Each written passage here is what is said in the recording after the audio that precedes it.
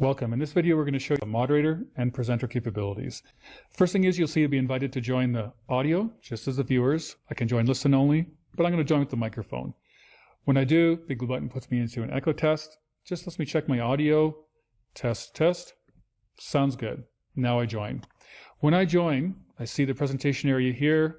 Again, the public chat is visible by default, and the users list. When you join as a moderator, you have a square icon which says this is all the moderators. The students, the viewers, join with circles. When I'm talking, you can see that I'm highlighting. I can mute myself here by just pressing the mute button. When a student unmutes themselves, you'll hear them, but you can also click and you can mute them as well. You may also see students join listen only.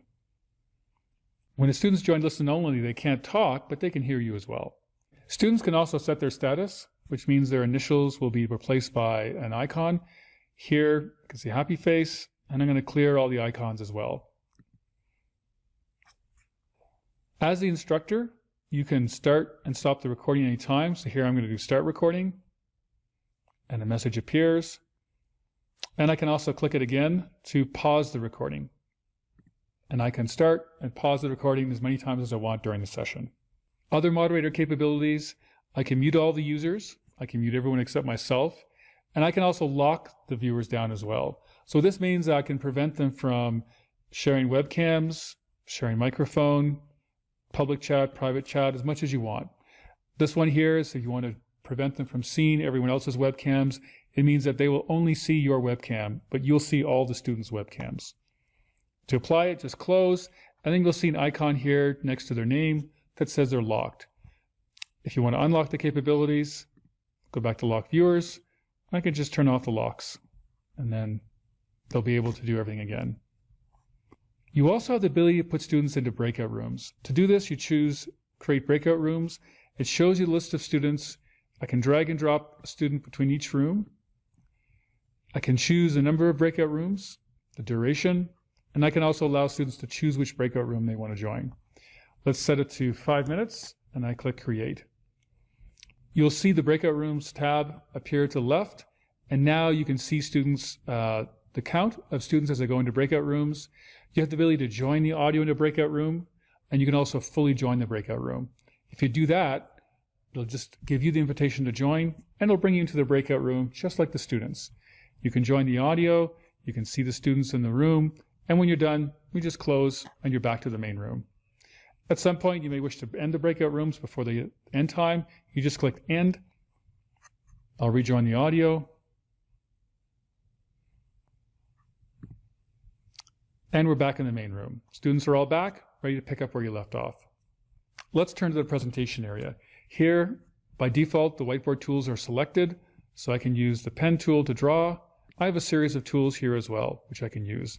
So let me go to a blank slide. If I want to draw, I can do a little bit of drawing.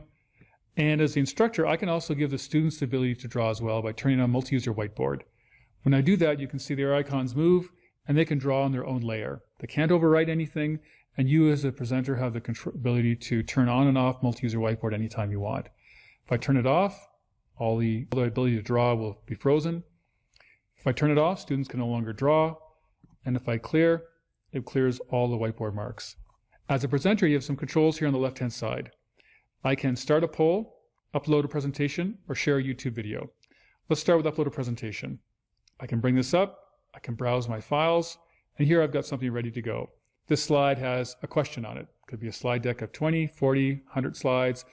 Very efficient to share a presentation because it only downloads once to the user's computer, unlike trying to share your desktop, which we'll show in a moment. Here the slides have A, B, C, and D. Let's say I want to do a poll and want to ask the students, what is the result? Because it's actually formatted just fairly simply, Big Blue Button actually realizes that you have a poll for A, B, C, D. You also have the polling option here, and I can choose A, B, C, D. So if I do it, the students are all presented with a poll. I can see there's one response, and I can publish the results. When I'm done polling, I just close the poll. And then I can clear the polling marks as well because they're just whiteboard. If I want to share a YouTube video, I click here, choose Share YouTube Video. I have a URL ready to go. Just click it, I do share video. The presentation area will become the video, and it will start playing, and all the students will see the same video. You as the instructor can scrub ahead to the video. They'll all scrub ahead to the same point, start playing. And if you pause, they pause as well. It's a really easy way to share a video with your students. If I want to stop sharing the video, choose stop sharing, and I choose stop sharing the video. It goes back to the presentation area. You also have the ability to share the screen. So I'm using Chrome, which makes it really easy. I click once to share the screen, it gives me some options here, and I can choose an application window, Chrome tab, or I can just go back, leave it at default, and choose here my entire screen. And then I click share. In a moment, the screen sharing will start up, and you'll see this kind of screen-on-screen effect just because I'm sharing my screen while I'm viewing it. Most of the times you'll just go to an application, and you can start showing how the application works, and this is what users will see. When you go back, you can just stop the screen sharing anytime you want. And this becomes part of the recording as well. Finally, as moderator, you actually have the ability to make someone presenter. So you can make someone else presenter. And if I do that, Tara can move the mouse around and I can see the mouse moving. You have the ability to remove any user, and you can also promote them to moderator as well. Finally, when you're done, you have the ability to choose log out, or if you want, you can end the meeting, which would kick everybody out and start the recording.